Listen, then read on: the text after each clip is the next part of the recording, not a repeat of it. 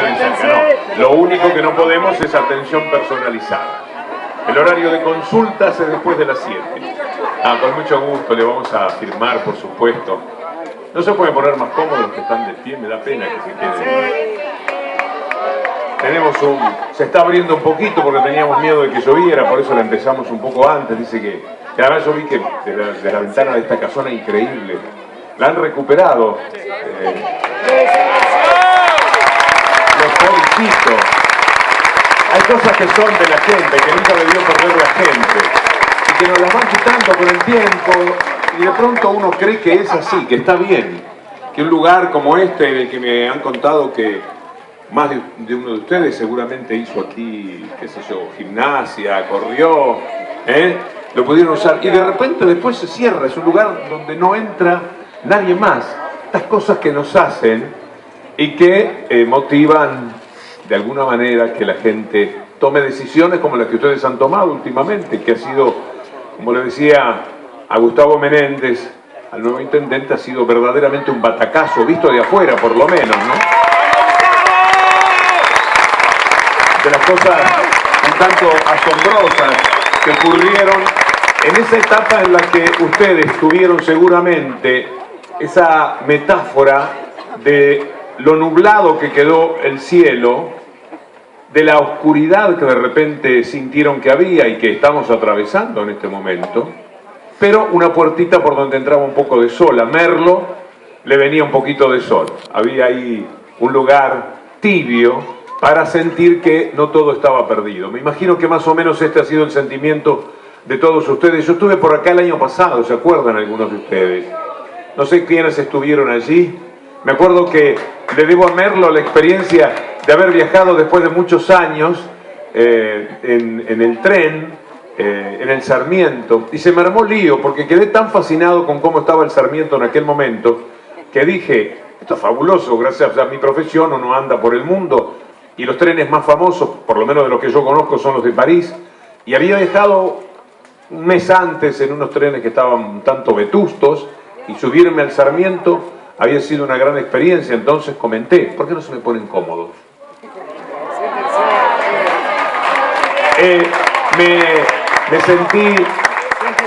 Me sentí deseoso de compartir.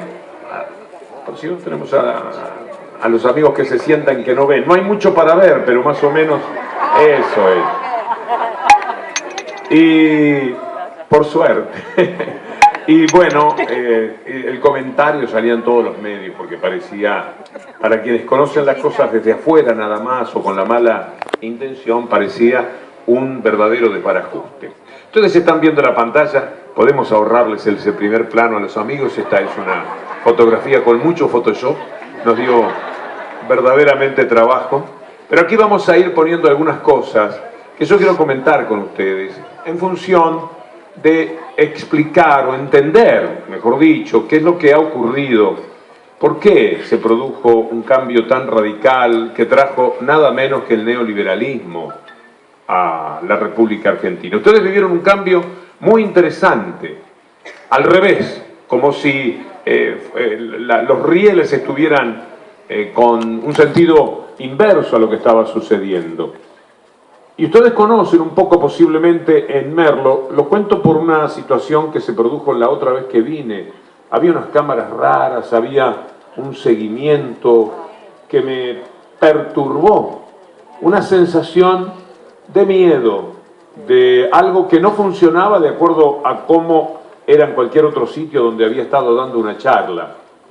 Así que decir esa palabra en Merlo, de alguna manera, es poder también hablar con propiedad del miedo que se ha instalado en la Argentina de este tiempo. El miedo a perder el trabajo, el miedo a quedarse en el trabajo sabiendo que el trato es frío, es distante, es amenazante. Cada día hay una especie de angustia, de peso en el alma de miles y miles de personas que han quedado ya sin trabajo. Yo tengo un libro que quiero mucho, creo que lo más importante que hice en mi vida, que se llama Un grito en el desierto. Fue escrito en el año 1997, en el 96 lo había empezado, publicado a comienzos ese libro, muy querido, que se reeditó y que es lo más importante que pude aportar como ciudadano. Era la historia de un desocupado, la historia de alguien de los que por millones habitaban la Argentina de los años 90, sin la mínima esperanza. ¿Alguno de ustedes estuvo desocupado en los años 90? Caramba. Bueno, en esos años ustedes habrán vivido lo que era el oprobio, qué sé yo, los muchachos de 14, 15 años se iban al colegio y ese padre estaba atado de pies y manos, estaba sometido a esa tarea tan dolorosa de salir a ver qué pasa, cansarse de buscar trabajo. El personaje decía, ya le pedí a todos los amigos, porque le decían, anda viejo que algo va a aparecer. Le pedí a todos los amigos, ya no sé a dónde ir, ya no nos queda ni plata para hacer el recorrido. Eran hombres de 40, 45, 50 años, vencidos, con los brazos cruzados, que no podían hacer otra cosa que levantarse a las 6 de la mañana porque no tenían ya el mínimo sueño, y a las 6 de la mañana aprontaban el mate, y uno toma mate y le parece que pasó un rato largo, y mira el reloj 6:15, porque el tiempo pasa lento cuando no hay un eje en la vida que es el trabajo. Riega las plantas, se para en la vereda a ver quién pasa, ve a alguno de los que van a trabajar, hace un comentario con algún vecino que se levantó temprano y recién son las 7. Este es el largo día, el largo viacrucis que atraviesa un desocupado. Por eso es que entre las cosas que valoro de la película por la que hemos transitado en estos 12 años, ha sido que la palabra trabajo se volvió sagrada, que la palabra trabajo es algo que alimentó permanentemente la posibilidad de dignidad de toda la gente, que terminamos en diciembre con el 5,4. En cualquier lado eso es casi plena ocupación. Veníamos de 25, de 28, yo recuerdo Concordia, el 30% de desocupados, es decir, de cada 100 personas que estaban en condiciones de trabajar, 30 que no tenían la posibilidad de hacerlo. Y de ahí viene una gran valoración del tiempo que nos tocó transcurrir, que tiene que ver con políticas públicas. Porque muchísimas veces hablamos de lo que es política pensando en los ideales que por supuesto sostienen todo el andamiaje de nuestra participación en la vida pública.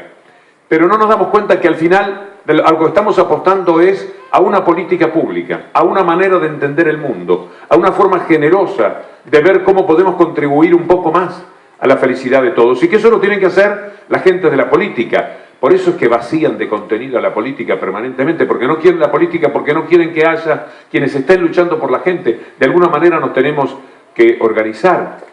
Y en ese destaque que para mí, entre otros valores, es el más importante de estos años transcurridos, nos encontramos con este abrupto cambio, con este peso que tenemos en el corazón. ¿Vieron que hay una especie de tristeza? Hay gente que... Yo decía ayer una idea respecto a lo que nos ha pasado, la sensación de dejar la casa por un tiempo, correr las cortinas, ponerle una sábana por encima a los sillones, decía ayer en Mar del Plata, y cerrar la puerta y dejar eso ahí como un hecho melancólico, nostálgico, triste, porque por algún motivo nos tenemos que ir. Y esta es una sensación que pesa en el corazón, que le pone un velo. Dichosos los que todavía no están sufriendo las consecuencias. ¿Hay alguno que haya quedado ya sin trabajo entre ustedes en estos días? El yerno suyo quedó sin trabajo. Ahora, en estos días, en esta semana. Bueno, aquí tenemos 4, 5, 6 amigos. Y por acá 3, pero sin sumar a lo que conocemos, porque con lo que conocemos podemos llegar a miles. Tenemos aquí los casos incipientes. No vayan a ser, no lo van a hacer ustedes seguramente, descomedidos, insolidarios, porque una de las cosas que consigue el neoliberalismo es eso, es que nos portemos humanamente con lo más feo que tiene el ser humano. El neoliberalismo no es un problema solamente económico, político, no es una discusión de cómo queremos organizar el mundo, es una mirada humana. Tiene que ver con nosotros, tiene que ver con el tipo de ciudadano que genera. Si hablamos de colectivo, si hablamos de socializar los actos, si hablamos del otro, si vemos al otro, si lo divisamos, si lo tenemos visible. Nosotros somos personas que seguramente nos estamos comportando mejor, estamos caminando mejor por la vida. Pero si hoy echan a fulano y no nos importa, y mañana un primo, y bueno, ¿qué se va a hacer? Alguna vez se le agrega, entre comillas, algo habrá hecho, por ahí no cumplió. Si nos vamos encerrando en esta insolidaridad, nos van convirtiendo en pobres personas. A mí hubo un hecho que me partió el corazón, pero que me alertó sobre lo que es el neoliberalismo. Esto que otra vez campea en la Argentina con toda su carga de miedo, con toda su prepotencia de quienes se llevan al mundo por delante porque tienen mucho desprecio de clase. Cuando echaron el otro día a 500 empleados del Ministerio de Cultura, iban por la calle, es un rato de cantar y de protestar, un ratito en el que, como nosotros ahora aquí estamos todos juntos, y la verdad es que todos juntos, como parte de un colectivo, uno se siente mejor. Cree que el mundo está en orden, que esto se va a tildar, pero después esas 500 personas se volvían a su casa, algunos en tren, otros en colectivo, y tenían que llegar y contar lo que les había pasado. Y lo que les había ocurrido era tener que decir a la mujer, a los hijos, o la mujer que tantas veces trabaja ahora, al marido, a los hijos, que lo habían echado del trabajo tan feo. La primera sensación que uno tiene es de inutilidad, de brazos colgando al costado del cuerpo. Y iban por la avenida Callao, y a la altura de Alvear, bien síntoma del clasismo que anima a esa gente, les empezaron a tirar huevos desde los pisos superiores. ¿Conocían el episodio? Bueno, tirarle huevos y cubos de hielo le tiraban, para ver si golpeaban además a alguno. ¿De qué está hecha una persona que puede proceder así? Que no puede... Está bien, vos sos de ese otro palo. Se trata al parecer de un empresario que tiene fábricas, etcétera. Ahí está, bien informada. Pero para no recorrer con nombres puntuales, ¿de qué está hecha esa persona? Allá abajo están protestando, cantando, manifestándose quienes han perdido el trabajo. Cerrá la ventana si vos sos de otro palo. Dejalo.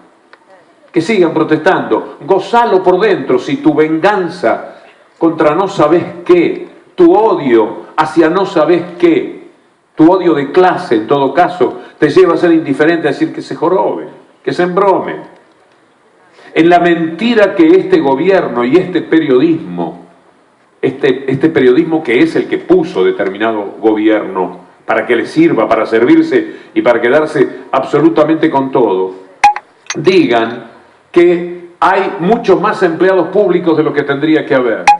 Es mentira, como era mentira también, aunque a ustedes les parezca exagerado lo que digo, el tema de la inseguridad.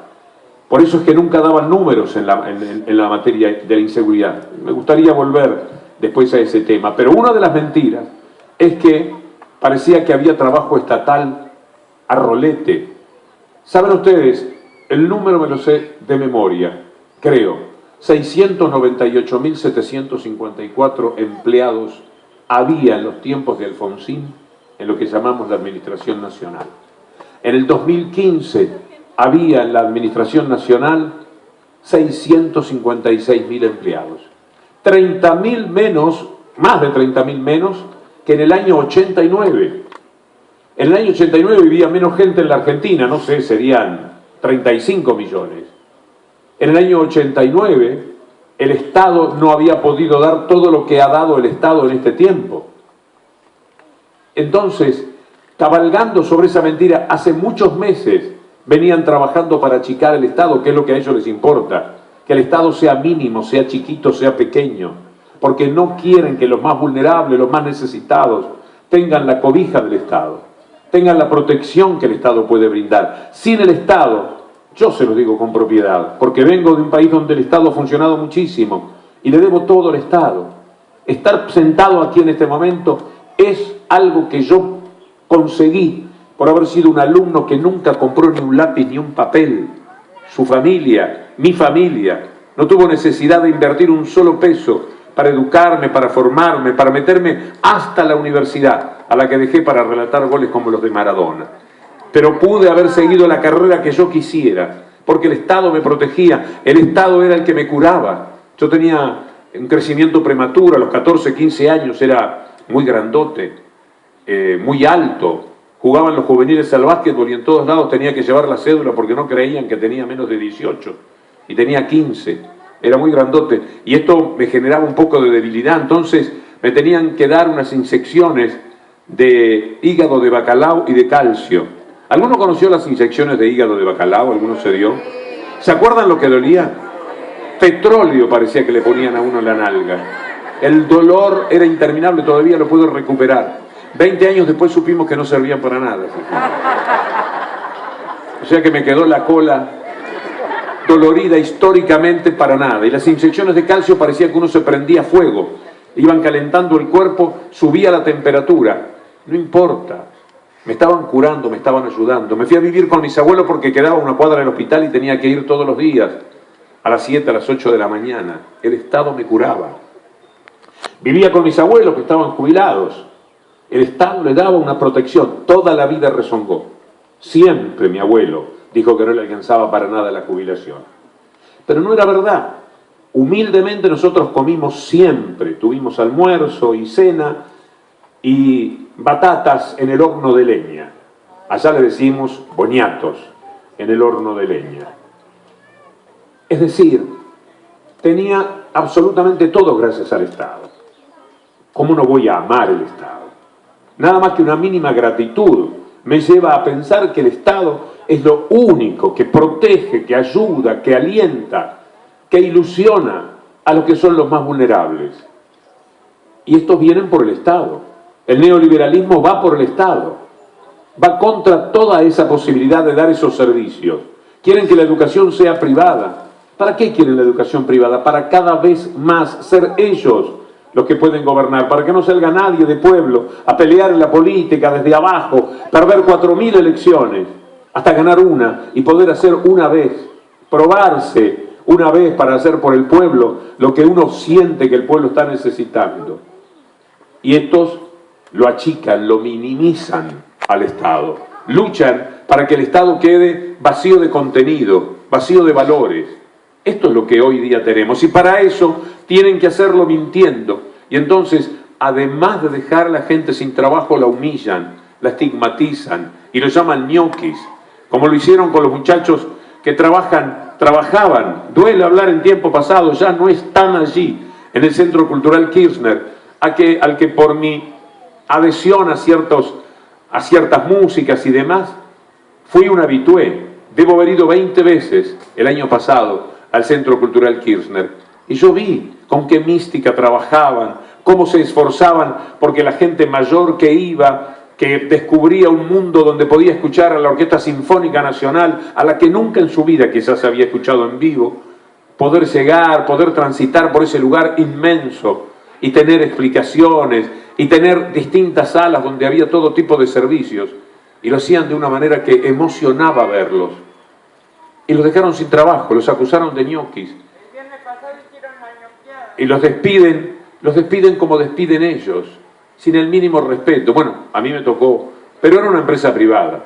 Me tocó que le ponen a uno un piquete en la puerta, a la gente la esperaban con, detrás de las rejas, personas que trabajan en la seguridad. Y desde afuera uno decía, González, miraban una lista, González, no va González, estás despedido. Esa manera de relacionarse con la gente, con el mundo. Yo no los oigo porque, les confieso, soy un poco sordo. Muchos años de auriculares, tengo que disimularlo, pero llevo un tiempo en lo que a las conversaciones sociales sonrío. Si veo que la gente se ríe,